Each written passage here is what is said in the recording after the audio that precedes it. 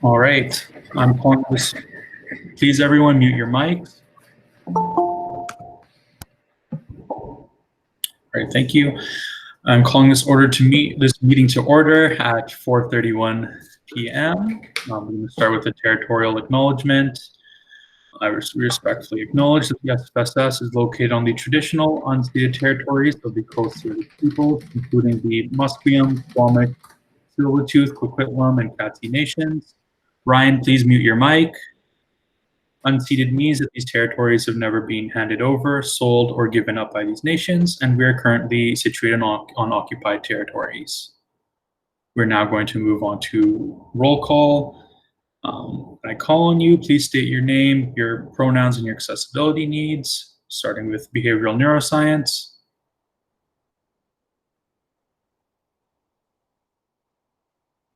Is the behavioral neuroscience rep present?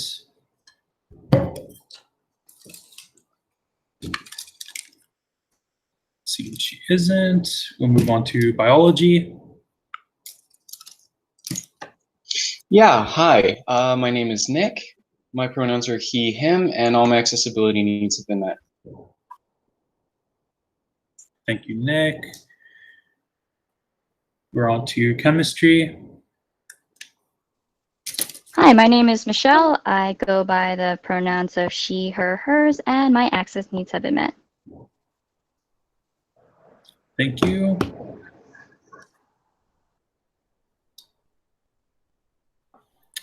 All right. Cognitive science. Yep, Roland Pope, cognitive science. He is, all needs are being met. Thank you, Roland. Communication or computer science. Hi, this is Ryan. He, him, his. All my needs are met. Thank you, Ryan. Criminology. Thank you. Education. Yep, Adrian, she, her, and all my needs are being met. Thank you, Adrienne. Engineering science. Hi, Alvin. He, him. All my needs are met. Thank you. English. Hi, my name is Liz. My pronouns are she, her, hers, and all of my access needs are met. Thank you, Liz. Environmental science. Hi, my name is Caitlin. My pronouns are she, her, hers, and all my accessibility needs are met. Thank you, Caitlin. French. Is the representative from French present?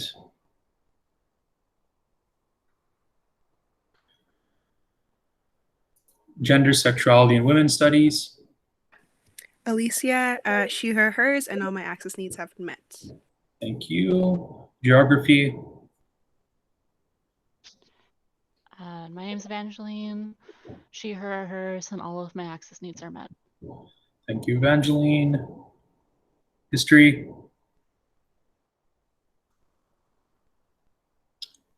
Is the representative from history present?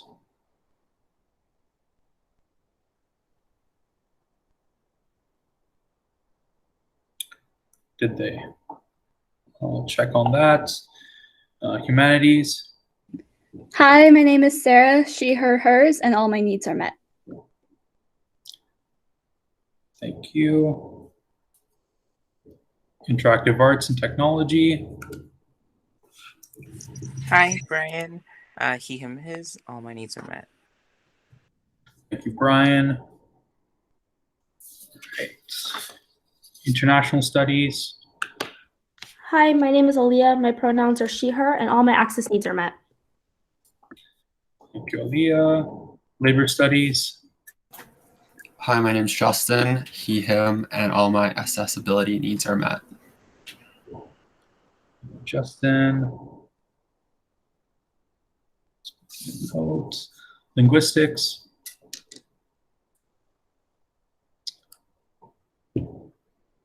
Is the representative from linguistics present?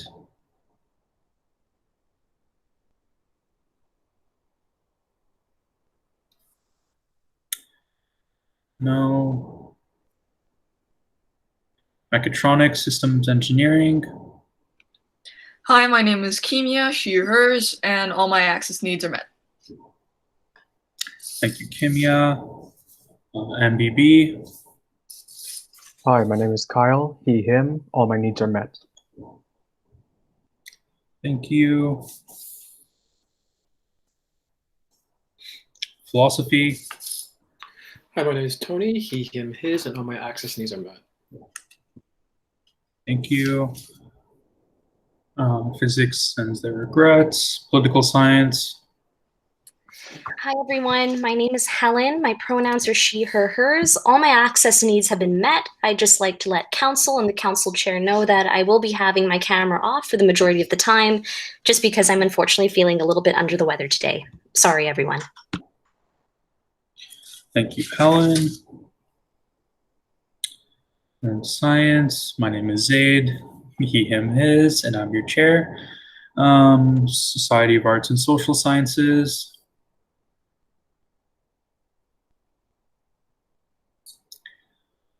Is the SASS rep present?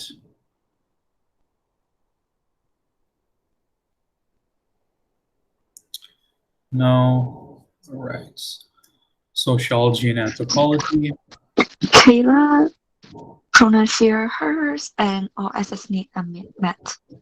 Thank you, Kayla. Software systems. Hi, Quince is here from the software systems. I use male pronouns and all my access needs are met.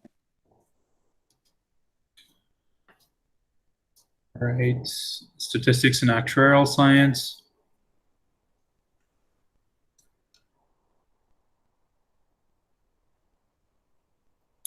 Is the statistics rep present? Yes, he is. World literature.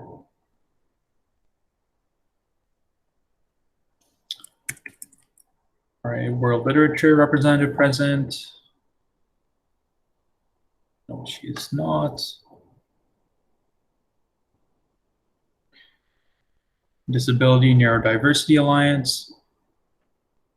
Hey, my name is Nina. My pronouns are she, her, hers. And for accessibility needs, I just have a really bad internet connection, so I might drop in and out. It's totally fine. Thank you, Serena. Out on Campus Collective. Hi, my name is Victor. My pronouns are he, him, his, and my access needs are met. Thank you, Victor. Student Athletic Advisory Committee. Hi there, my name is Ryan. My pronouns are he, him, his, and my access needs are met. Thank you, Ryan. Students of Caribbean and African ancestry.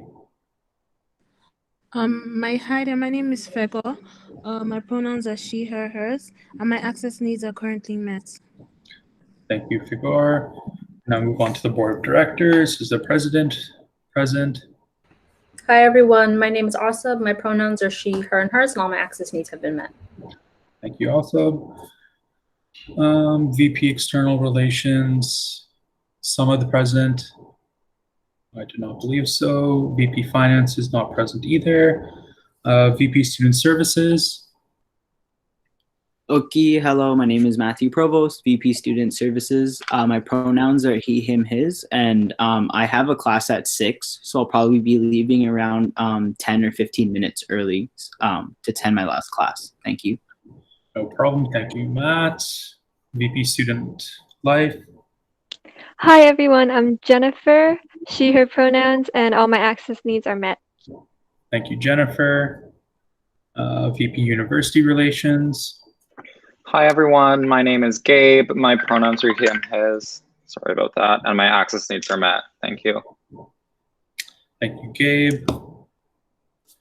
Our at-large reps. Hi, my name is Bilquis, she, her, hers, and my access needs are met. Thank you, Bilquis. Is the other at-large representative present? Hello, my name is Poom. My pronouns are he, him, his. My access needs are met. Thank you, Poom. Are any of our faculty representatives present?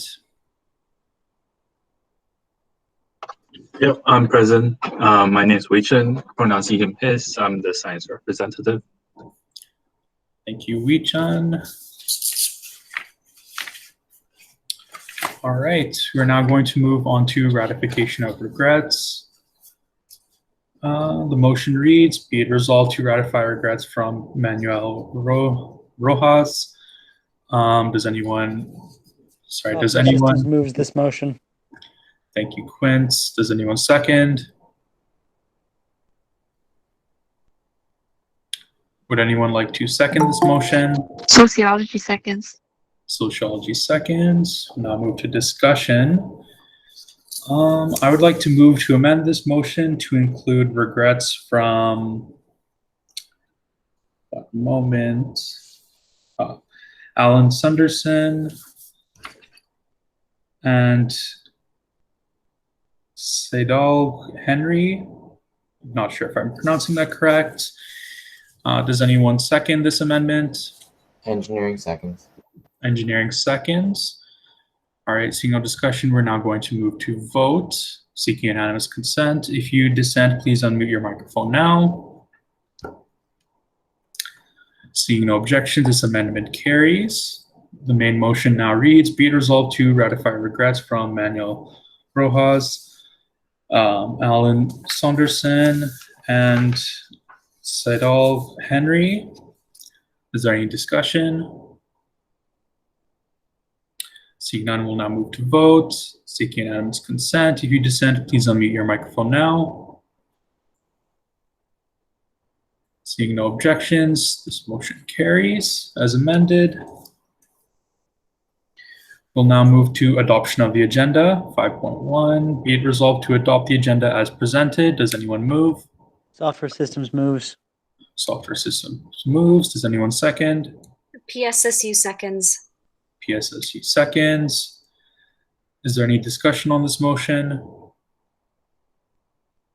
Seeing none, we'll now move to vote.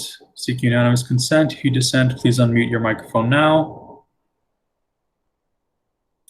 Seeing no objections, this motion carries. We're now on to our reports from the liaisons, starting with the council liaison. Ryan. Hi, I'll keep this short. So July 24th, board meeting, a number of internal board items. The elevator spending, if you see that in Jennifer's report, is just the money's already been spent. They just had to green stamp it because something went wrong in 2014. One of their committees couldn't make motions. They just fixed that. It's all general.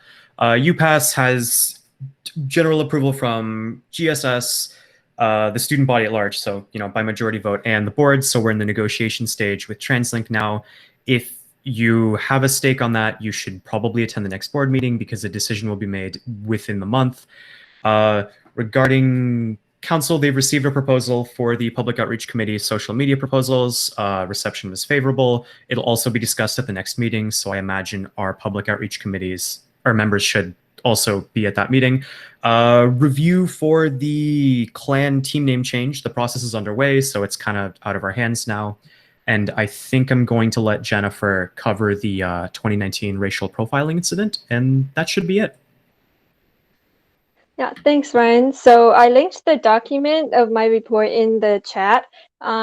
Basically, I'm not going to go over all of this, but it covers it in more detail. Like Ryan said, it was the Accessibility Committee that had the funding issue because we found out that the terms of reference said that the committee can only recommend money instead of actually approving it. So then we had to go back and approve all of the funds that the committee had already thought they approved.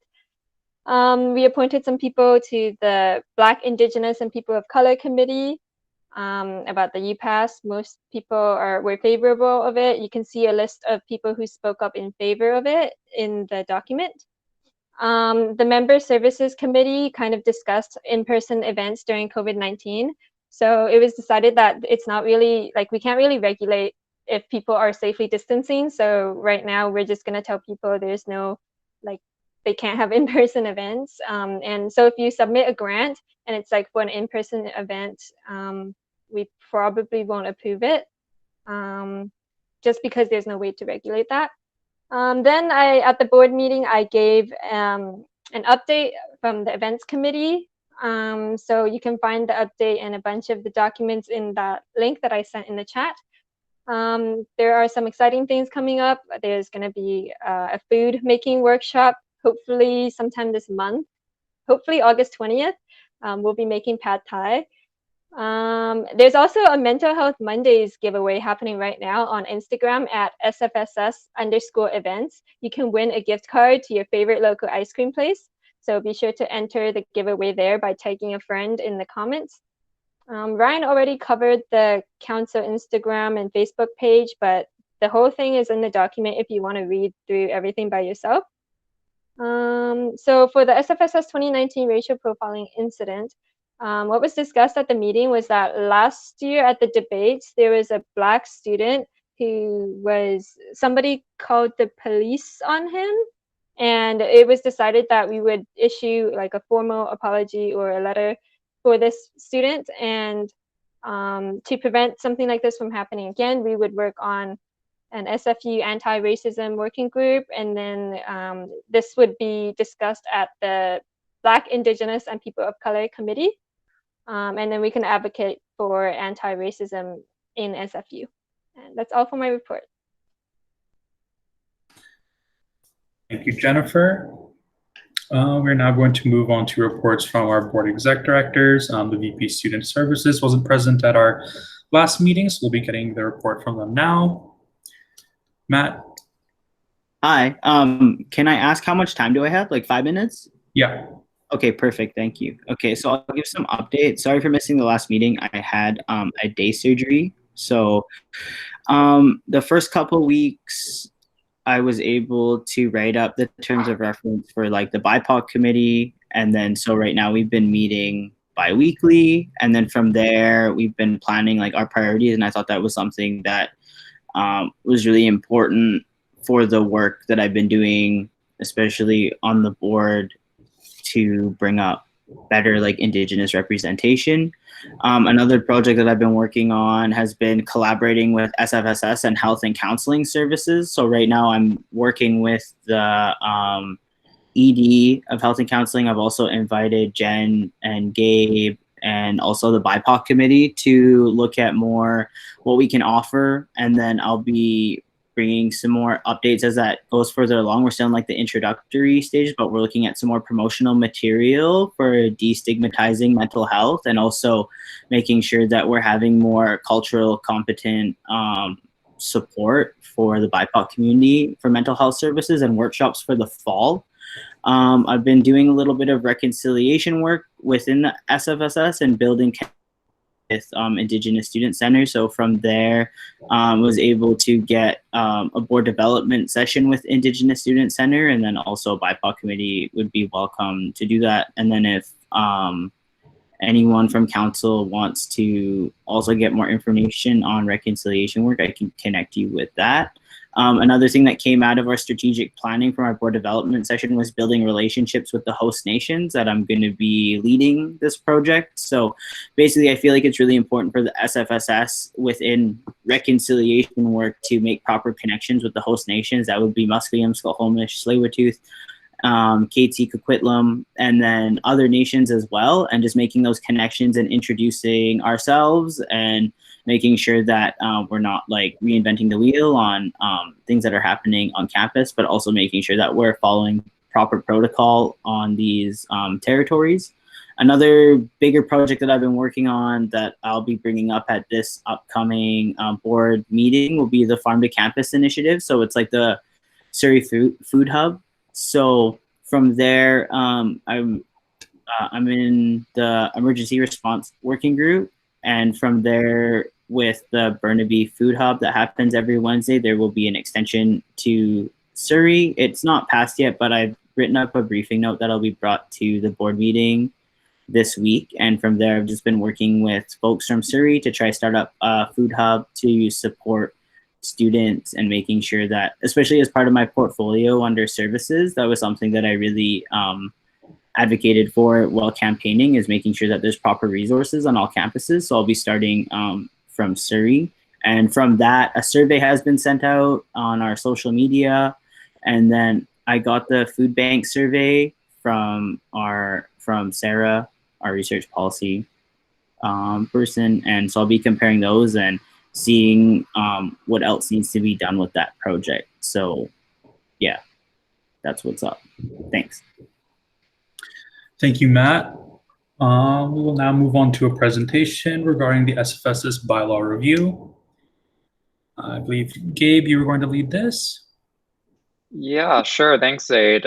Just give me about 20 seconds to bring up my PowerPoint and share my screen.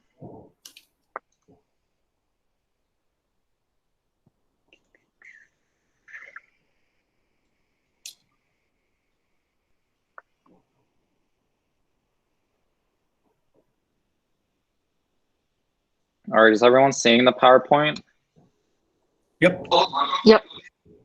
Awesome. So, hi everyone. My name is Gabe. I'm the VP University Relations on the Board of Directors. But, you know, in addition to that role, I'm also chair of our governance committee. And one of the projects that the board has been working on since around February, so before I was on the board, is the bylaw review. And I'm here to give a little bit of an update on the progress of this project. So yeah, as I said, since February, there has been this ongoing bylaw project, but up until this point, this has included many different student consultations and with the board, with council, with our membership at large. And it also included the conduction of a bylaw survey, the likes of which, the results of which we continue to use today to guide our, you know, what we do in this project. And the board's very excited to be doing this work, and we recognize that this is a great opportunity to step back and ask ourselves what our priorities are, and as a student society, what we want that to look like in our bylaws. And the end goal for this project has been and is still to have a draft set of bylaws ready to recommend to our membership at our fall 2020 annual general meeting, which right now has a tentative date of Monday, October 26th. And so this presentation, I think, will take about 10 to 15 minutes, and I'm going to try and go as slowly and explain as much as I can, because this is a very important topic, and I encourage anyone who maybe is multitasking or you know, might be in a distracting environment to try and take a moment and really pay attention to some of the concepts that I'll be talking about in this presentation, because I think it's very important to get the opinion of council on this matter.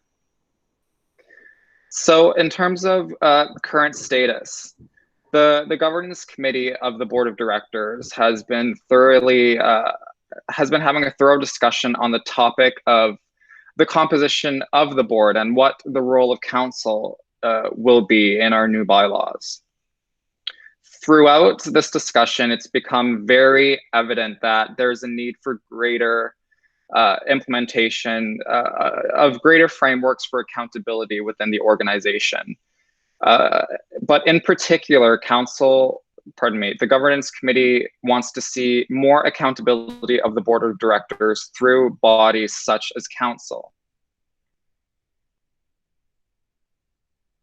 And so to understand the changes that I'm about to propose to council in my next slide, I think it's important to review our current governance structures and how this organization works. So I drafted up this organizational chart of the SFSS, and you can see that our membership is always at the top. Any society, any nonprofit that is governed by the BC Societies Act is always accountable to your membership. And within the SFSS, we have the board of directors, which is a body of 16 elected representatives by the membership, composed of 6 executive officers, 8 faculty representatives representing each faculty at the university, and 2 at-large representatives for a total of 16. And of course, this smaller subset of the board called the executive committee. And then there's other bodies such as council and student unions. And of course, we're all familiar with this. Each student union has its own exec, and out of that executive, they elect a representative to represent their department or faculty on the SFSS Student Council. And this council, you guys, in our current bylaws, simply serves as an advisory body to the board. Over the years, however, it's really become it's developed a significant role in holding the board accountable for its decisions. But still, it's significantly limited in the amount of power that it has. It's mostly been through political pressure, I suppose, or the limited powers that it does have, such as being able to put forward referenda and resolutions at a special general meeting.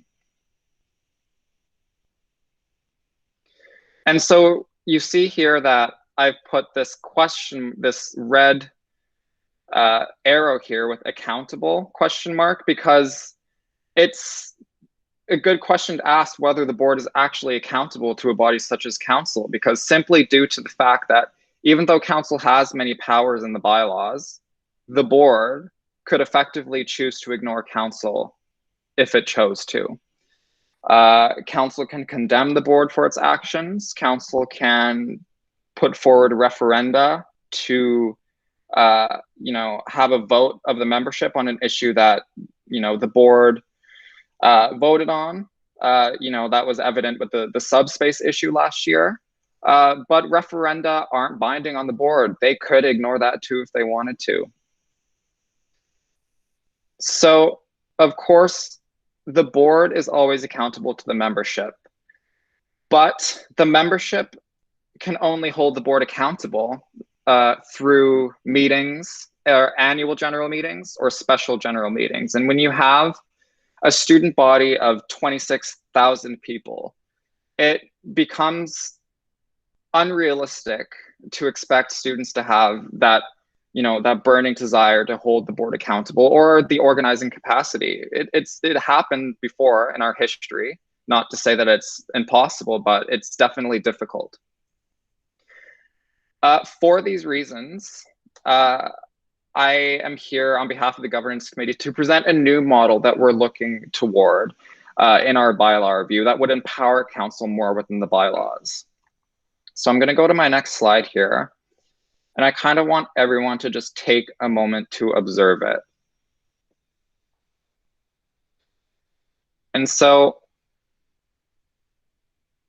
our membership is still at the top here. But now, instead of the board being the legal body that is tasked with managing the society, it's now the student council. And you have a smaller subset of that student council, an executive committee that is accountable to a student council. And I'm going to explain kind of what this means further. So if we're looking at these side by side, again, you'll probably notice that in the new proposed model, that council is higher than the executive committee, and that's intentional. A large problem that we have run into when doing this bylaw review is that under the BC Societies Act, the board is tasked with managing the society. And so it gets tricky when you are trying to have multiple bodies in the bylaws that are competing for power, essentially. So it's very difficult to give a body like a council more legitimate authority, because technically it's not the legal body in charge of making decisions for the organization. So why do these changes need to happen? Why am I proposing these to you today? And how does this even happen? So I'll start off, as I stated in the beginning, there is a clear need and a clearly expressed desire among our membership for greater accountability of our elected officials, the board of directors. And when we conducted the bylaw survey a few months ago, feels like so long ago, the survey indicated something very striking to me, and it's that people wanted a smaller board. Okay, they wanted a board that didn't have as many board members, but they also wanted more power to council. And so this is where we formed this new model. Essentially, we shrink the board size by removing faculty reps and at-large representatives. So that's 10 people, and keeping the 6 executive positions. So now the only officers of the society are these 6 executive positions, but then empowering council to have that legitimate authority over that executive to hold them accountable. And so in terms of how this works, you might be asking, but Gabe, you just said you can't have 2 bodies managing the organization under the BC Societies Act. How do you get around that? So yes, the Societies Act does not talk about other bodies. It only talks about the board. It doesn't talk about councils or committees. You know, it doesn't even really talk about the name of governing bodies. It just talks about the directors and what the directors need to do. It does, however, talk about delegation of powers. And so looking at this new model, it clearly indicates who has power and where it originates from. So again, as I've been saying, the membership is always your boss in a society, in any nonprofit. You are always accountable to your membership. The membership can make any decision they want at an annual general meeting or a special general meeting. And this new model would recognize that. So in the bylaws, you would need to be very clear about the chain of accountability. So it recognizes that the supreme governing body of the society shall always be a members meeting. A general meeting is an annual general meeting. But in between these members' meetings, council is then empowered to basically hold the power of the membership between members' meetings. The membership is entrusting council to manage the society for them. So now in this new model, the council is basically the board. The council is the legal board of directors of the society. So, you know, taking this to another level, council and board under this model are the same thing. Executive directors, executive officers are also voting members of council, along with the departmental and faculty representatives on council. But a smaller subset of that council, the executive committee, which we can think of as the current board right now, the executive committee would be empowered to act on behalf of council and wield the powers of council between meetings of council.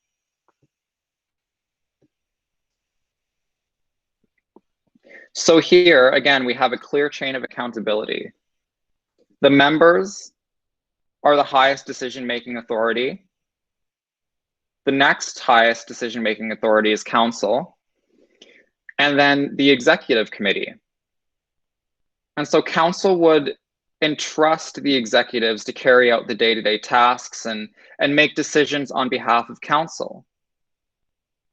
And so the council and the executive committee, in terms of power, would be very similar, because the executive committee is essentially acting on delegated authority from the council. And because council would, with this model, always have higher authority, the executives are always accountable to something higher than them. They are accountable to and report to the council. And so this is the model that we have been thoroughly discussing at the governance committee, because it really encapsulates the ideas of democracy and transparency and accountability, something that is not working very well in our current system. I mean, power is very centralized and focused on a board of 16 individuals, and it's very hard to hold that board accountable for decisions that it's making. And this model that I'm presenting to you today is also not something new. Around a decade or so ago, the SFSS actually followed a model very similar to this. Some of you might be familiar with that. The council and the board used to be the same thing, called Student Forum. And again, Student Forum did have a smaller subset of it, an executive committee that did make decisions based on delegated authority from the council. However, it was changed in around the council and board split in around 2001 to the model that we are more familiar with today. So we are looking to go back to a model that is true to those values of accountability and transparency and overall democratic processes. So in considering this model, I'd like to go over some of the key considerations with you. And in the interest of transparency, I'm going to be very honest with you. We're on a bit of a time crunch for this bylaw review. The annual general meeting is 3 months away, which means that anyone working on this project is really going to need to dedicate a lot of time and energy toward this. Under our bylaws, we have to give 21 days notice of an annual general meeting and any special resolutions that would be put forward to our membership. Special resolution basically is a higher threshold that certain motions need to get passed, and bylaw amendments require a 2/3 majority vote, at an annual general meeting, and those need to be given 21 days notice.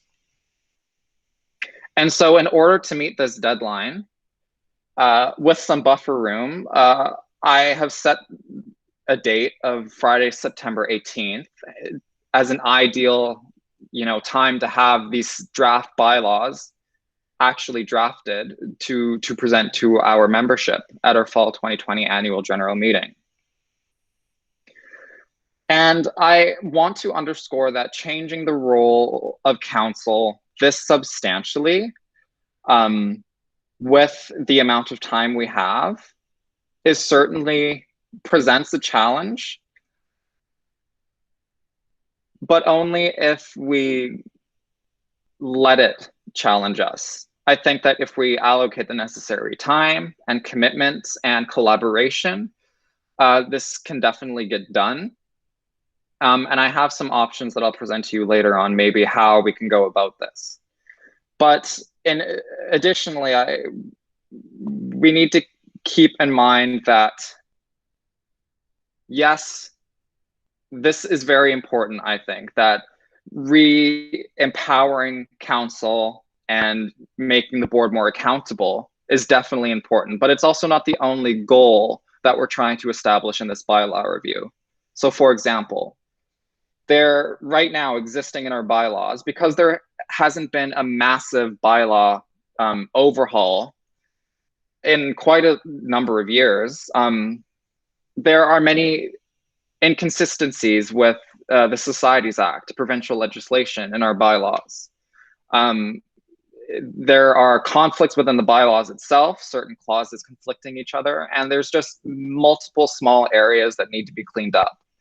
So we also need to keep those in mind. And to do this bylaw review process justice, of course, council, you guys will need to be thoroughly consulted to ensure that council's role in the bylaws is representatives of your interests as well, and the current membership of council, what you guys want. Of course, these are our ideas. This is the board's idea, the governance committee's idea. that we're kind of just exploring, but we aren't going to move forward with this if there's not strong support from within council.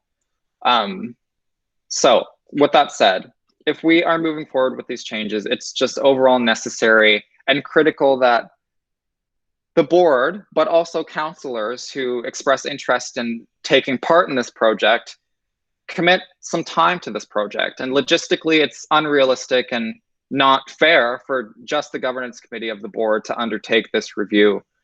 A review of this scale alone with such a tight timeline, but also because it so critically and fundamentally changes council's role. But secondly, just council overall needs to be at the forefront of the decision making of this entire process, I think, because of how much it impacts you.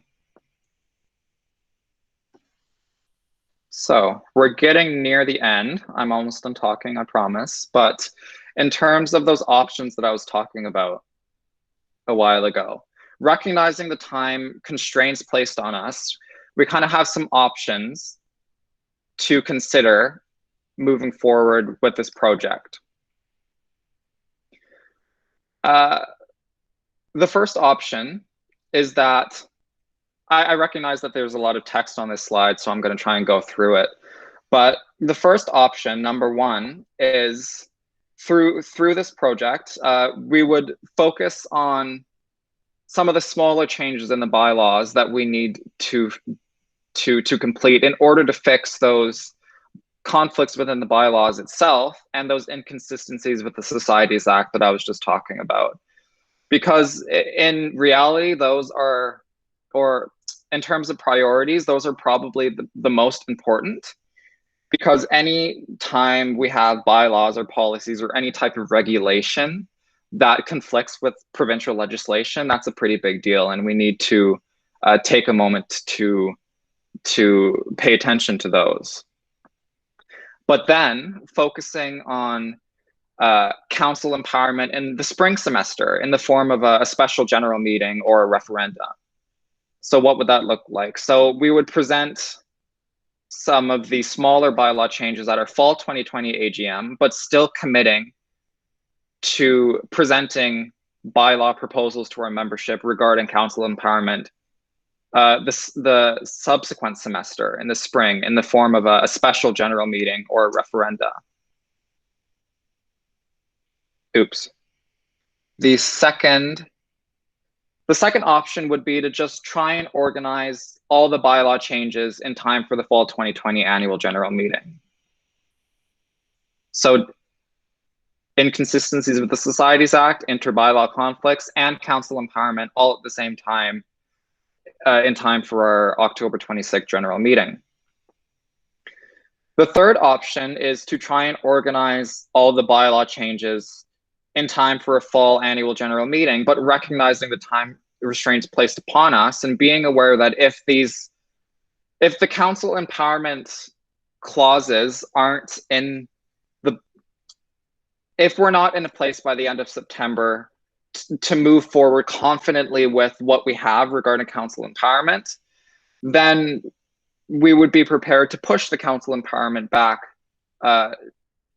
push it back toward the spring semester to allow us more time to sort that out, while still getting the stuff that we need to get done, finish at the fall AGM.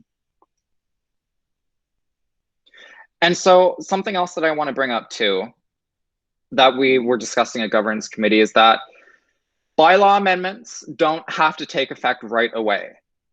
So I bet you're all thinking this seems like a lot of changes to happen to council. Like, say this passes at the fall AGM. Does council automatically and immediately become the legal governing body of the organization? Well, not necessarily. We can include, we can make sure that the bylaw doesn't take effect right away, and we could actually include some kind of clause in that special resolution at the AGM for these changes to take effect, say, in May 2020. So then we have up until the next election or until the next elected board term to actually actualize these changes.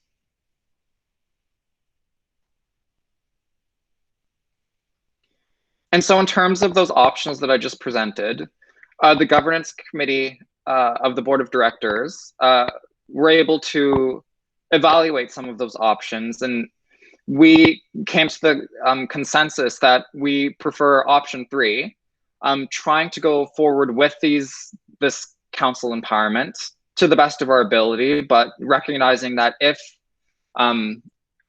we aren't confident with what we have drafted by the end of September, that we still commit to pushing these changes forward in the spring, but focusing on some of the other smaller but necessary bylaw changes in the fall. This discussion was also brought to the Governance Committee of Council last Wednesday for some initial feedback among councillors. And there was support for this model within that committee. And in terms of that, the opinions of councillors of that committee, and of course, I hope some members of that committee are able to speak to this today, but mostly leaning toward option 3, but some support for option 1. And again, option 1 was doing the smaller bylaw changes in the fall and committing to doing it in the spring. And today, this is being brought to council for the first time. And so I recognize that that was a lot of information that I just discussed. And I spoke for a very long time. And I hope I didn't put anyone to sleep. I recognize that bylaws aren't always the most exciting thing to discuss, but I really would love to have a thorough discussion about this here today. Because again, this is really about the core values of our society, right? And what we value as a student body. Right now, it's just our current system is not working in terms of the values of democracy and transparency and accountability. And I am very much in support of moving in the direction of this model. And I'm very thrilled to hear what councillors have to think about this. And of course, I'm here to answer any questions regarding anything that I just discussed. So I'll pass it back to the chair. And yeah, thank you for listening. Thank you, Gabe. It's very important stuff, guys. Hopefully all of you are paying attention. This is stuff that really affects council's future. Any of you that are involved and interested in being more involved in this project, though, we still have seats open in the governance and oversight committees who will be working together on this project with the board. We're now going to move to questions and a discussion. Please list yourselves in the chat, and then hopefully Gabe or myself can answer your questions and we can get some discussion going on this item. I see Quince, you put yourself on the list. You may speak. I'd just like to say that I've seen this model proposed before at a previous council meeting or something like this. I've taken it back to my society, and we are fully supportive of this model that has just been presented today. We think it is a great idea. Gabe has software systems support for proposing this model. Thank you, Quince. Ryan? I think this is kind of more of a question, maybe to Gabe or anyone who kind of has information on the bylaw review. In terms of kind of the new structure that's being proposed, you talked about council being kind of the legal body responsible for, what powers the board has or what actions they take. What kind of, do you have any kind of details on kind of what the line you draw between, what's a day-to-day duty that the board takes precedent over and makes decisions for, and what decisions is the board making that needs council approval first, and what kind of challenges will that present for the board and not being able to, council only meets every other week and probably wouldn't be able to make decisions as quickly as the board can on issues that might be of importance. Sure, that's a very good, oh, sorry, Zaid. Yeah, no, that's a very good, very valid question. And in terms of what each body would be, responsible for and how they would all relate to each other, of course, if we're talking about the delegation of duties, right? there are, just because of the nature of the Societies Act and our bylaws, there are always certain things at an annual general meeting or a special general meeting that have to be conducted there. For example, we have to, at a general meeting, present things like the auditor's reports, the report from the president, the bylaw amendments, and a number of other things that require passage at a general meeting or even via referenda. And those are things that council, as the wielder of that power from the members between general meetings, cannot cannot vote on. However, in terms of the relationship between council and the executive committee, that's kind of still a point of discussion. I would think that certain things like policy and budgets and certain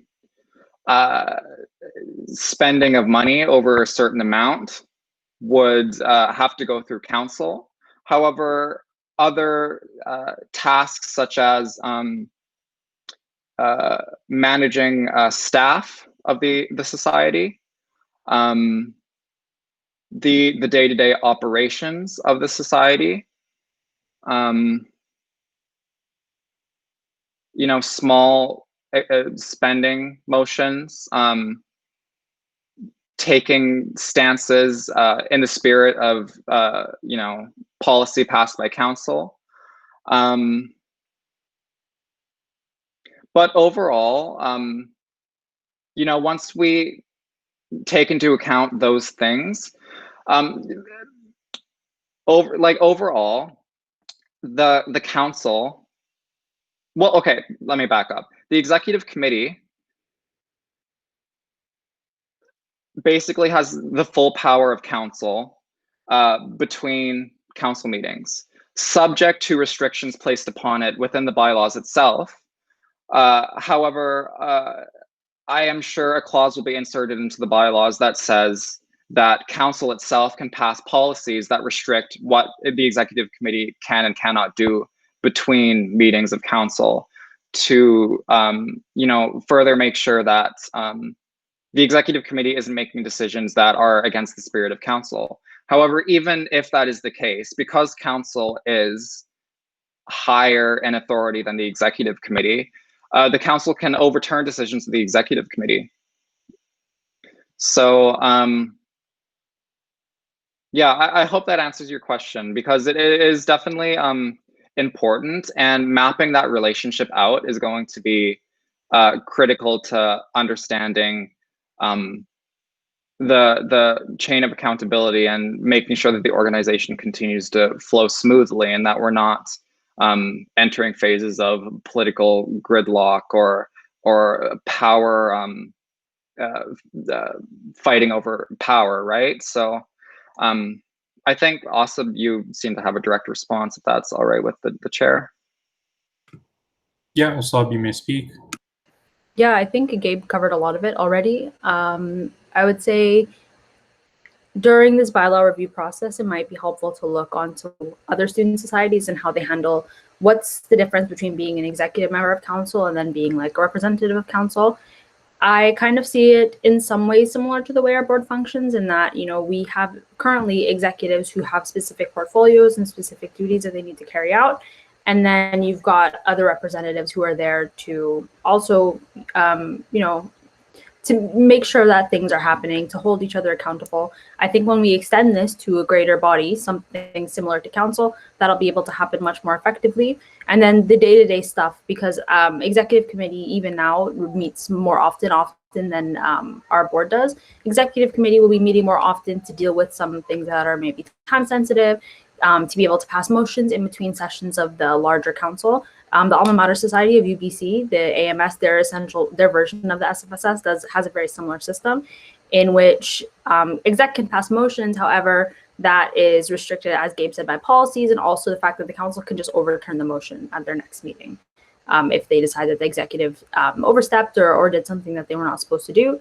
And then another important thing is that Gabe mentioned is staff oversight. Now that we've moved into a system where the society has a lot less management, there is a lot more responsibilities being put onto the exec in terms of operational development, essentially. There needs to be people on the ground pretty much every day making sure that things are running smoothly, which representative or however we decide to call them wouldn't necessarily be there every day to watch it happen. So it's kind of the same way the board works now, in that our executives are expected to put in twice as many hours as the faculty and at-large reps are. I think it would be a similar situation. And then there's always the issue, there's always going to be the importance of reporting back to council, making sure council is privy to any information that's important, making sure that council is the one who's able to call the shots at the end of the day when something does come up. But the execs are kind of your minions in a way, or they're going to be the ones actually doing the work on the ground, if that makes sense. Thank you also. Alvin, you have the floor.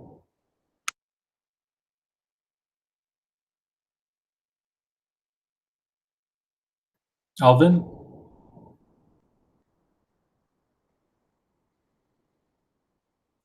Oh. No, it's fine. We can wait. If anyone else has anything they'd like to discuss or any other questions, please add yourselves to the list.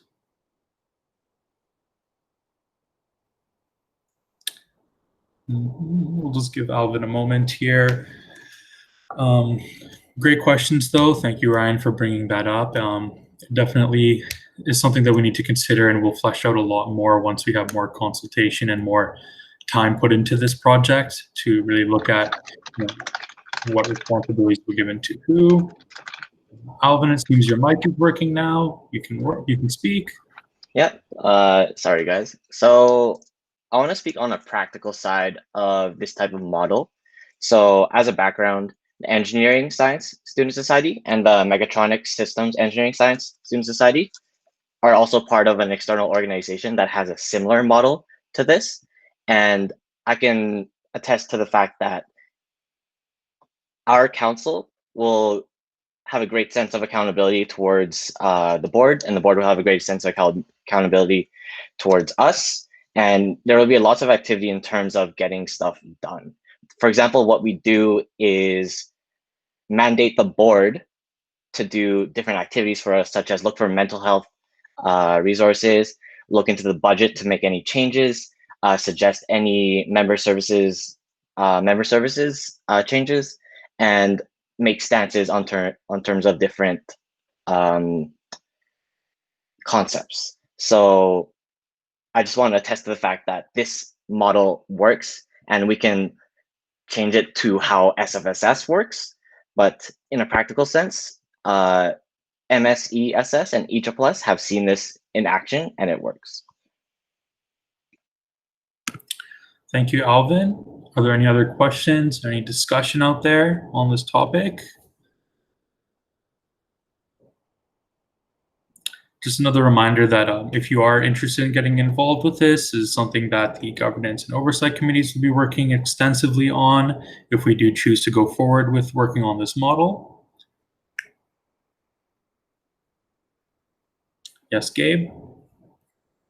Yeah, so I was just going to say, like, in terms of next steps, this is going to continue to be the main point of discussion at the board governance committee. I, as chair of the board governance committee, and Corbett, who is the vice chair of our governance committee, are hoping to have very active roles in liaising with your council governance committee and your oversight committee and actualizing this model in our bylaws. And again, I just say that this is a very significant change, and I'm honestly very, very happy to hear that there is support for this model. I'd love to hear from some more counselors if you're willing to speak up. I think with something as important as this,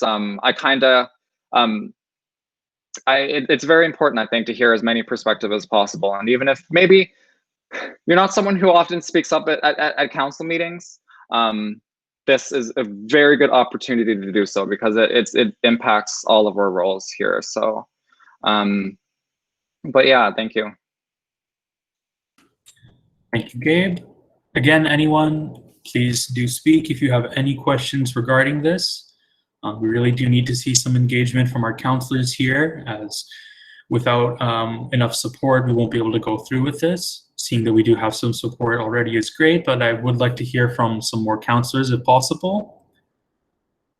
This will be the final call, I would guess, for anyone here who would like to have, who has any questions or any kind of discussion they'd like to have on this. Yes, Helen? Thank you. Yeah. I guess what I'm just wanting to do here is just to chime in and give my support as to what the majority of our speakers today have done for this model. Even though it is in the beginning stages, and we do need a lot of consultation between council and the board to fully understand what roles each body will take on through this model, I am very optimistic. And I say that I'm optimistic because at least from how things are right now, it seems as though council is a more representative body than the board is. We have almost a majority, and yes, we do have some student unions without any council reps, which we are working towards getting them engaged at this time. It does seem as though council has more leeway to having that representation of all our departments and faculties at SFU within the SFSS. So with that being said, I do think it's important that we do forward ourselves in this model. Yes, like what Gabe was saying, we do need to consider our time constraints because it is a very big project, but council should be focusing on making sure that we do have some kind of power to make some decisions and oversee the activities of what the board is doing. Because then the last thing we want is to have this year end in another election cycle in March, April, and we have new people elected into the board who are just going to act like the boards of 2016, 2017, 2018, 2019, doing what I consider to be rogue work, not really listening to anyone and just making brash decisions based on their own best interests, not the best interests of the student society. So with that being said, I do put my support for this, and I kind of gave this fun little analogy at the governance committee last week. I was looking at this model. I made this analogy that council will be acting as if they're the Supreme Court of Canada, looking over the laws of what Canada is like, the case law setting precedent. That's kind of like what we'll be doing, it seems to be at this point. So let's keep on this trajectory, and I hope more counselors do put their voice in and their support for this. And if you have concerns, I urge you to please raise them now as we move forward in this process. Thank you.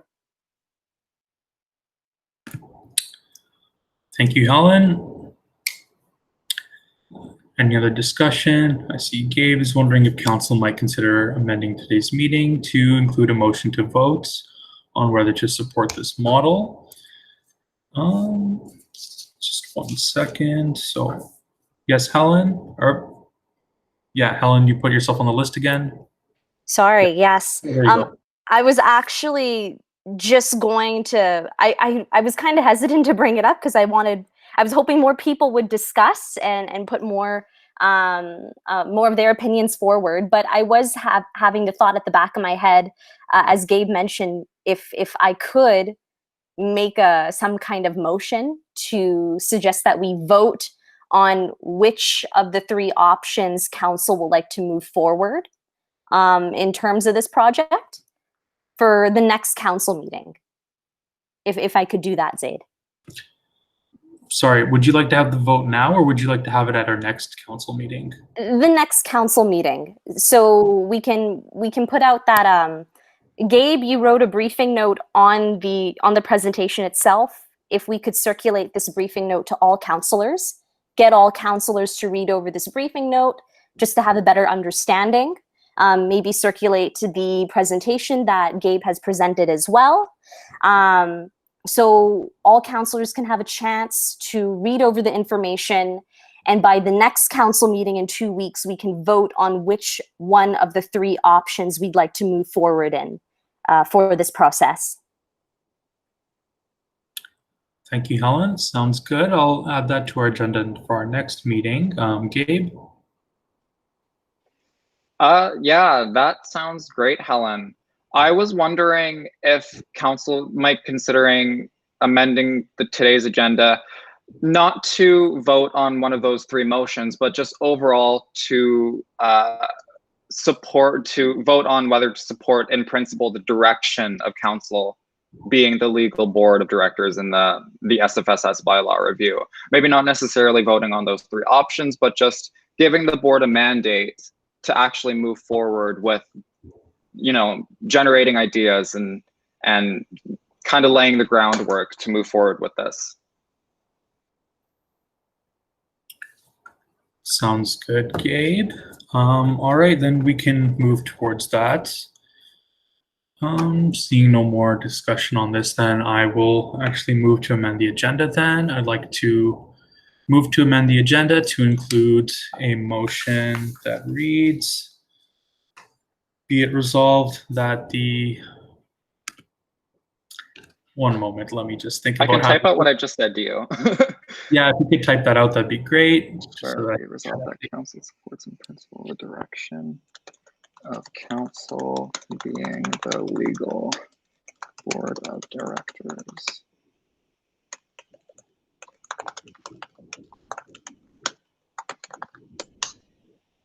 And of course, you can change that as you wish. Mm-hmm.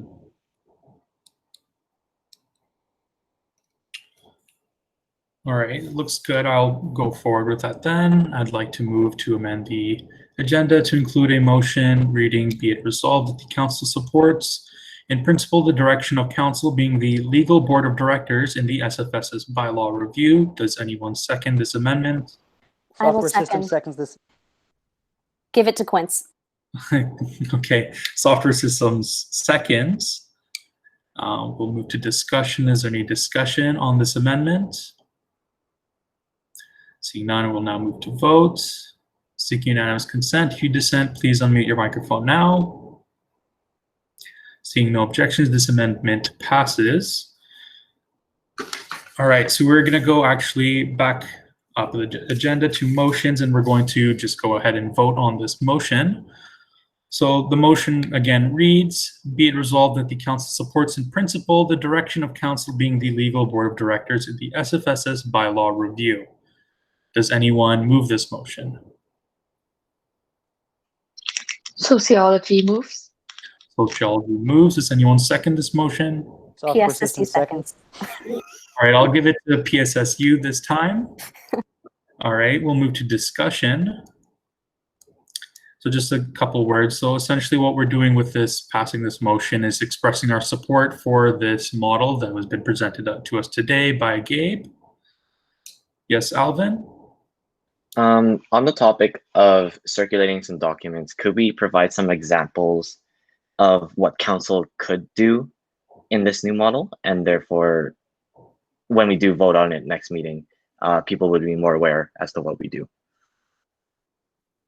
So what you're saying is you'd like some examples of basically how the council would function in practice when it comes to working with the new executive committee?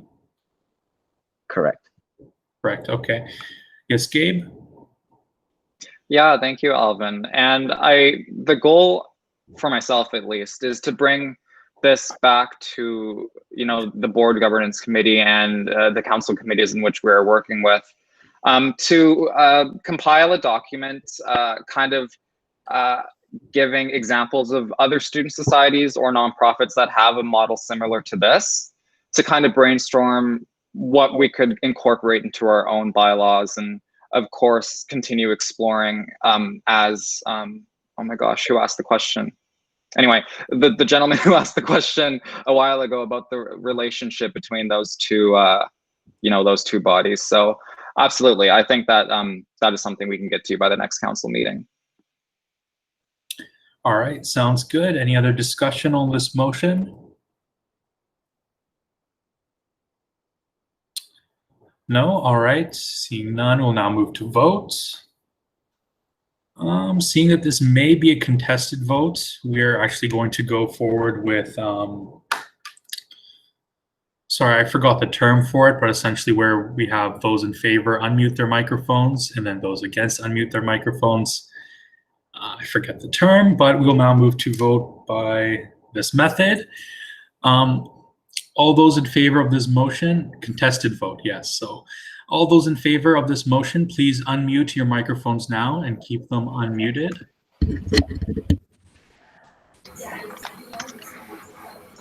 I need you guys to be quiet.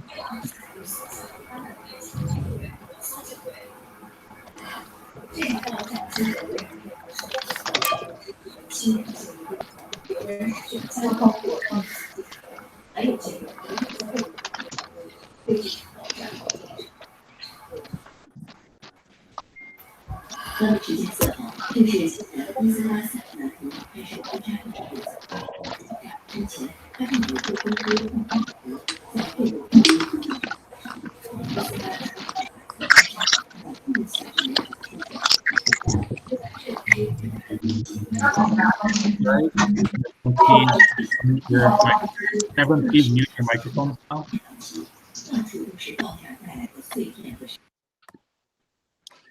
All right, all those against, please unmute your microphones now and leave them unmuted.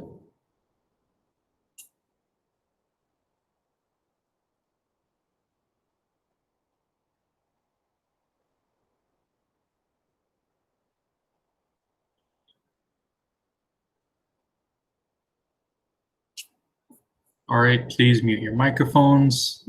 All those who abstain, please unmute your microphones now.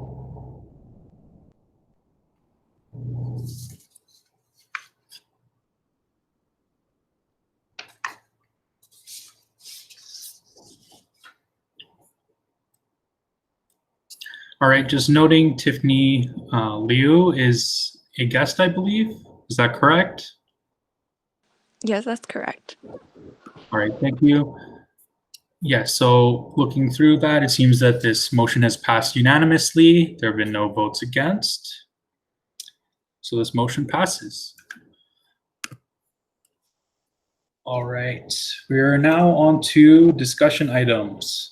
9.1, council accounts ownership.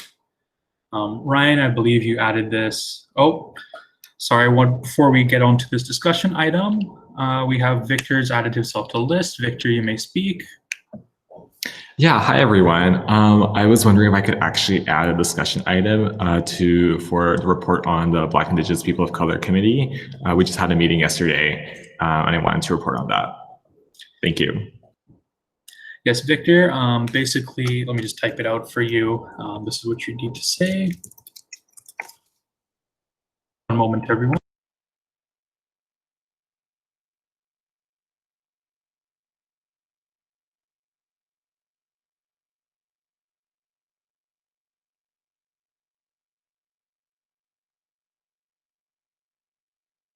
So Victor, please just read out what I wrote there with your discussion item in between there. Thanks, Aid. Yeah, so I would like to move to amend the agenda to include the discussion item BIPOC committee report.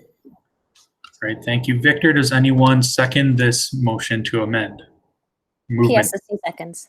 PSSU seconds. Is there any discussion? Seeing no discussion, we will now move to vote. Seeking unanimous consent. If you dissent, please unmute your microphone now. Seeing no objections, this motion carries. All right, I will add that to the discussion items right after we get to council accounts ownership. Ryan, I believe you added this to the agenda, so you have the floor. Yep, thank you very much. This is pretty simple. So governance committee, we talked about how, to the best of our knowledge, there is nothing in writing about who owns council accounts. So the ownership of our Discord server, of our Google Drive, if we move to like a third-party site for handling our votes. And we expect to be making more of these online accounts for online services now that we're looking at another 8 months of like at-home isolation. So this was just the proposal on the table right now is, if we need an account for something to do with council, chair owns the account by default for the extent of their term. Chair has permission to delegate this to another SFSS member during the duration of that term, after which they must cede it to the next chair. And if we are required to use a platform in which you cannot transfer ownership, I can't think of one off the top of my head, but surely you've used them, like a Facebook or something. We would instead make like a council account instead of using someone's personal name, and the credentials of that account would be passed on between chairs and delegated as needed. I don't think this warrants a lot of discussion, but if you feel like something is missing or if you want something added or have thoughts, this is the time to say so. Otherwise, you'll probably be voting on it at the next council meeting. Thank you, Ryan. Of course, I am totally in favor of this. We should have the accounts be transferable, and yes, I believe they should be under ownership of the chair, and then they can be delegated out for use by, say, the Public Outreach Committee to manage our Facebook account. But yes, if anyone has any questions or any comments, discussion on this, please speak now. We will be bringing this as a motion to vote on at our next meeting.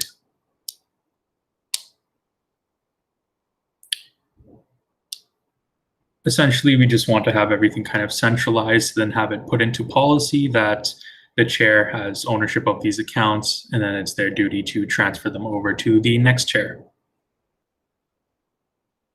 All right, seeing no more discussion then, we will move on to our next item, the BIPOC committee update. Victor, you have the floor. Thanks, Zaid. Yeah, so the BIPOC committee, we met yesterday. I actually have 3 links that I will be sending out into the chat. Just give me 1 second. There's 2 open letters and a petition that if you could sign and distribute amongst your groups, that would be amazing. So the first one is the Faculty of Health Science Call to Action open letter.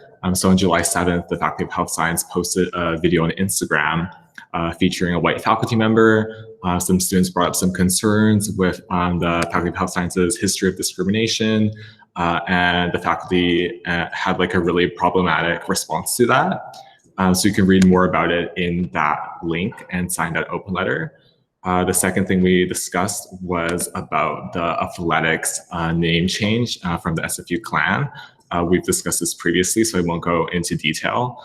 We still need a few more signatures on the open letter. So if you could sign that and get your members to sign that by the end of this week, that would be excellent. And finally, there is that petition as well on change.org accompanying that. Other things that we talked about were building relations with host nations. We talked about the SFSS Organizational Anti-Racism Committee. And finally, we passed a motion to sign the open letter calling on SFU to change the SFU athletics team name. And that was our BIPOC committee from yesterday. Thank you. Thank you, Victor, for the updates. Are there any questions or any discussion? Yes, Helen? Yeah, so just kind of echoing what Balkis just put in the chat right now, the athletics petition being presented to the president, Andrew Petter. We'd just like to update council that Zaid, myself, and all our collaborators from SOCA, SAC, and the student movement organizers of the athletics open letter. That open letter has already been sent to President Petter and all the big guys of SFU. So let's just hope that they respond to it. So yeah, and thank you for the update, Victor. All right, thank you, Helen. Would anyone else like to speak? Any questions or comments on this discussion item? Just so that everyone knows, at our next council meeting, I will be putting an item for updates from all the counselors who are on board committees, just to give us a little update on how things are going, what kind of stuff you've been working on, just to report back to the rest of us. But yeah, that's it for discussion items. We're now into announcements. Our next meeting is August 19th. And yeah, that's it. We're going to move on to adjournment now. Item 12.1, be it resolved to adjourn the meeting at, what is that, 5:51 p.m. Does anyone move? Sociology moves. Sociology moves. Does anyone second? Software system seconds. Software system seconds. Is there any discussion? Seeing no discussion, we're now going to move to vote. Seeking unanimous consent, if you dissent, please unmute your microphone now. Seeing no objections, this motion carries. All right, thank you everyone. That's it for our meeting today. I'll see you all in 2 weeks. And again, just a little plug here that if you guys are interested in working on the bylaw review, working in governance, we are still looking for some more members in both the governance and oversight committees. So if you would like to join either of these, please message myself or Vice Chair Helen and we can get you set up.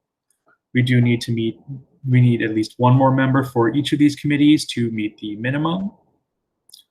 So please, if you are thinking about it, do reach out. But that's it. Thank you guys.